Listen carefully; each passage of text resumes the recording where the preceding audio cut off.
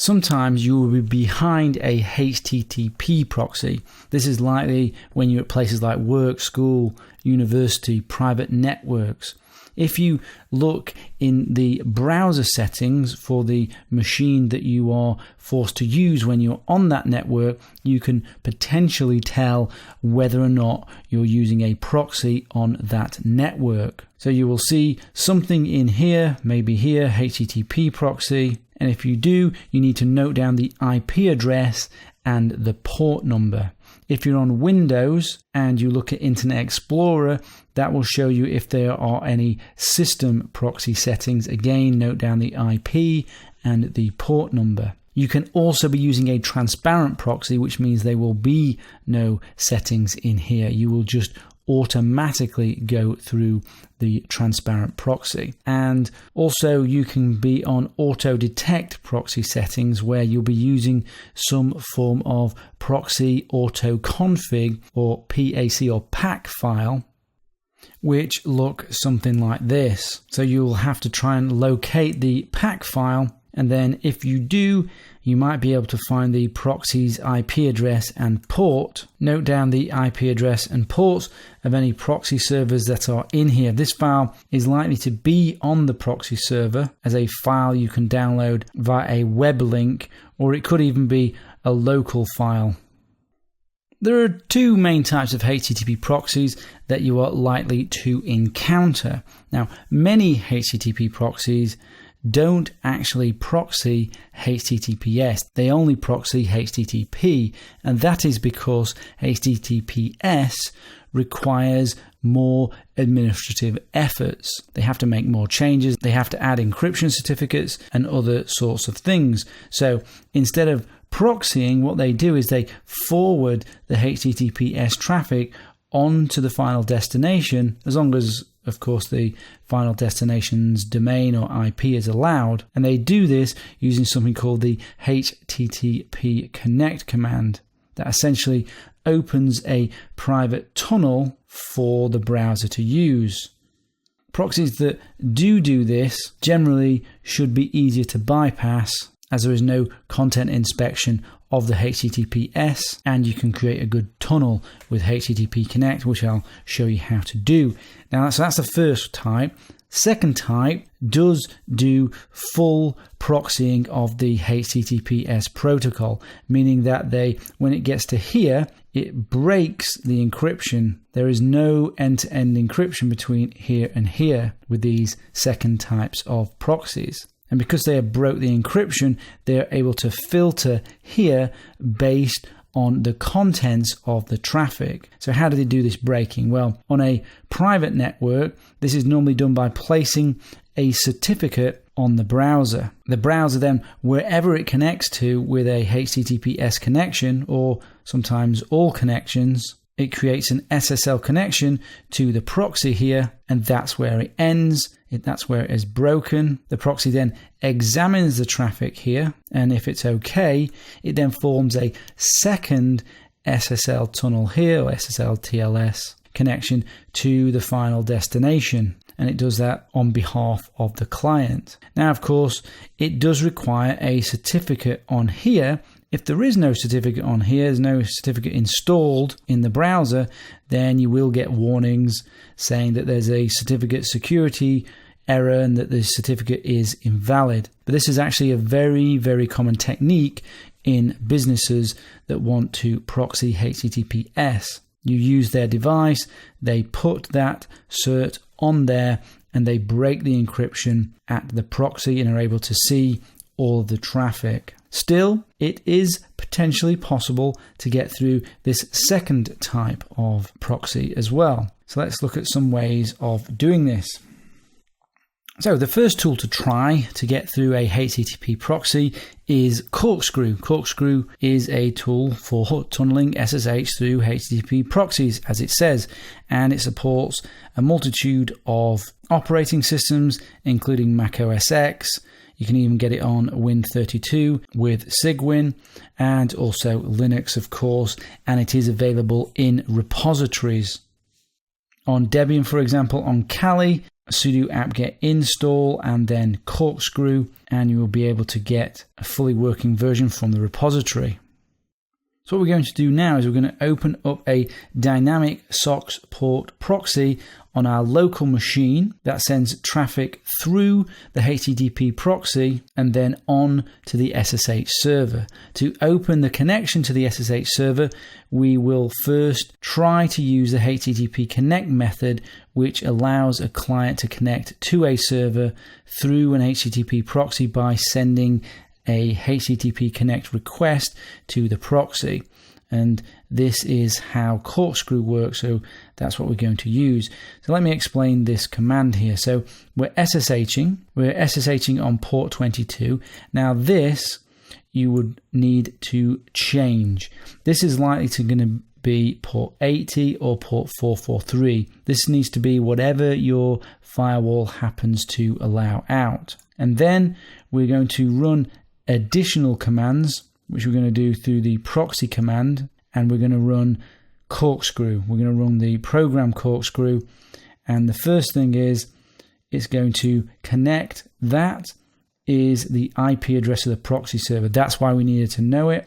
And then this here, 8118, is the port of the proxy server. And then we're going to open up a dynamic SOCKS proxy locally on 8080 that connects through to demo.stationx.net. Once we have done that, we can put in 127.0.0.1 port 8080 into a browser, and that browser will go via the HTTP proxy and then SSH onto demo.stationx.net. So let's give that a try, see if it works.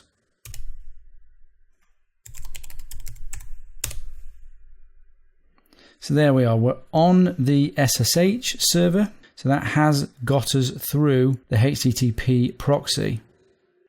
So I'm enabling my browser to go through that proxy. So 127.0.0.1, 8080, SOCKS proxy, remote VPN.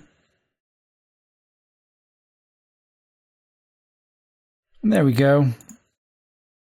I'm coming from the Amazon data center in Dublin where the demo server is. So there you go, able to get through a HTTP proxy, not too painful.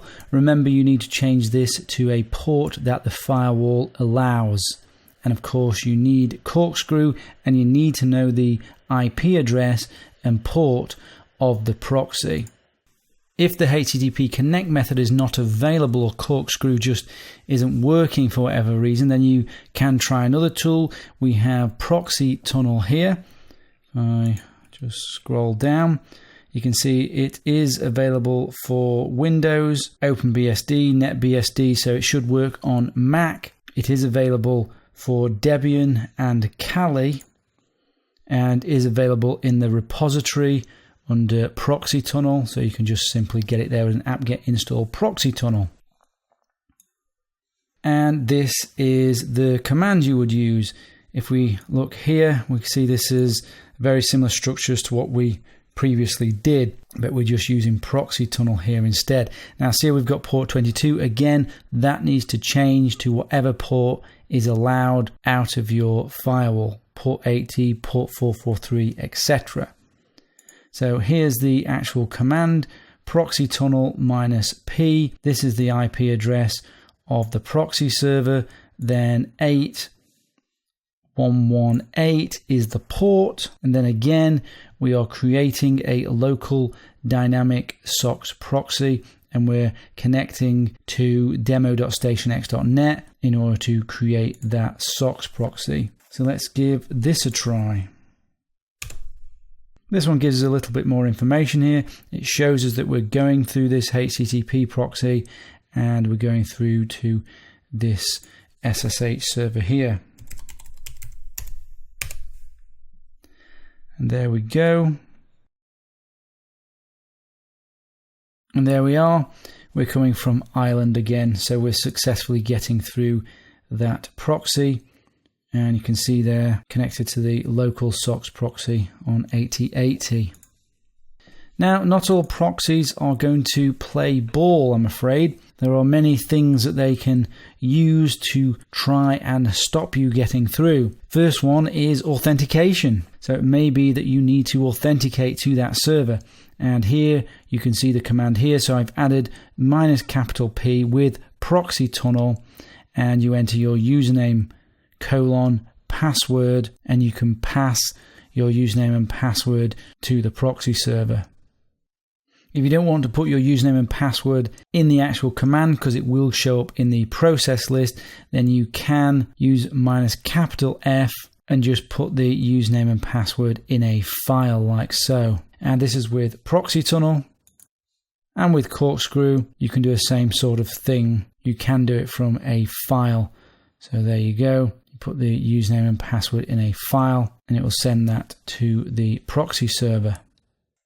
Some proxies may even want more information, like your browser's user agent and your referrer. Now you can still provide this using proxy tunnel.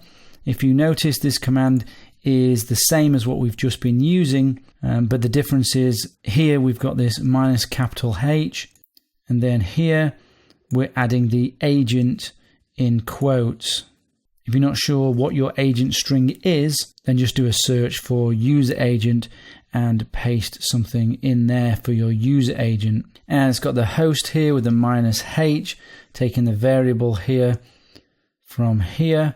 And then we also have referrer, and again we're taking the variable H here, and then -P, username and password, and then creating the local tunnel. Now, that's getting a little bit large, isn't it, now as a command? So there is an alternative. Because the command is long, what we can do is we can set up a default command to run per host. And we do that by editing the config file, which will be in the .ssh folder for the user that you want to run this command. So let's edit this file. And I've actually pre-populated it here, and this is what you're going to need. So host is the nickname for the server that you're going to connect to. User is the user you're going to connect as. Host name is the IP address or URL to your server, or domain name for your server. The port you're connecting to, this is what will be 80 or 443 for you. The dynamic port that is going to create the SOCKS 5 proxy that it's going to create locally that you're going to connect to. And then this is the proxy command. This is the same as I've just shown you. And you could put any of the previous proxy commands just in here. And you can see it goes on and on. So now, if I save that, if I do SSH demo, it's going to do the full proxy command, proxy tunnel, because I have that configuration in my config file, and it will create that local SOCKS proxy with just this command, because demo is the host. And there we go.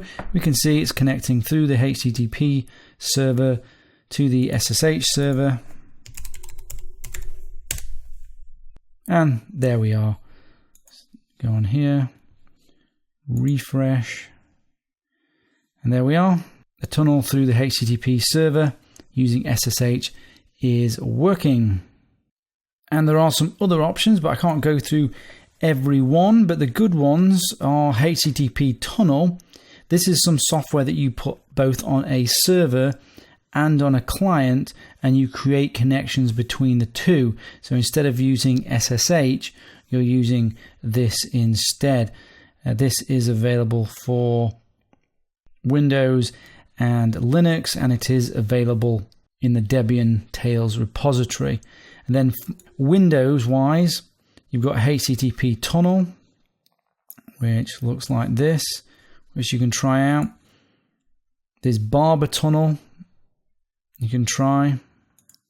There's Super Network tunnel, but that is a pay-for solution, which looks like this.